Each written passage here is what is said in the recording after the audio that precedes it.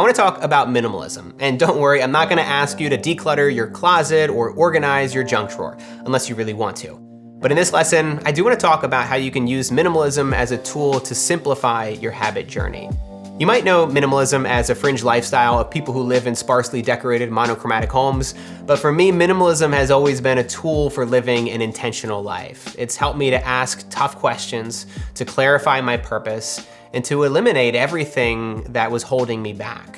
And the reason I think it's appropriate to even bring this topic into a course on habit change is because if you don't have a strong vision for what you want your life to look like, you'll never know which small step to take first. And so you try to tackle a dozen changes at once. This happens all the time with habits.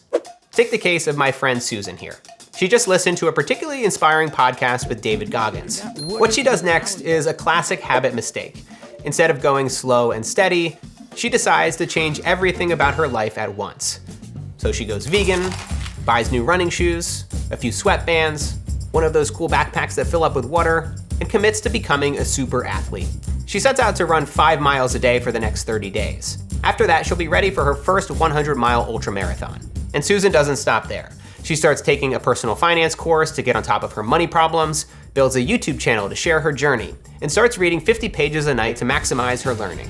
But we all know what happens next, right? She pushes through all the pain and ignores all the messages that her body is sending her, and it doesn't take long before she hits a wall. In the weeks that follow, Susan's new workout clothes start to gather dust, and she doesn't run another mile for a month. Help me. This happens all the time in the fitness world. Whether you're being pushed by an inspiring podcast or an overzealous personal trainer, it always follows the same trajectory. You break habits not because of your lack of desire, but because you were too impatient to see results. Instead of trying to do it all at once, you should layer on complexity as you go. Start small and build from there. To do that, you need to get clear on the one area of your life that needs the most attention, and that's where minimalism comes in. Building an intentional life starts with asking the right questions. Questions like, what's most important to you? What would you do if money weren't a factor? Who do you want to spend your time with? When you're old and gray, what kind of life do you want to look back on? Even if you already had everything you could ever dream of, what's one thing you would still need to be happy? These are really big questions that most of us spend our entire life ignoring. We avoid them because either the answers are too painful, they're too overwhelming, or we're simply too busy to get to them. I think back to when I was living in my parents' basement, buried in debt. I felt like I had to prove to everyone and prove to myself that I was successful. My recipe for success at the time was pretty straightforward. Make a lot of money, buy a bunch of stuff, then I'd be happy. And I sometimes wonder what would have happened if I never questioned those values. Would I ever have made time for my health, my fitness, and my relationships?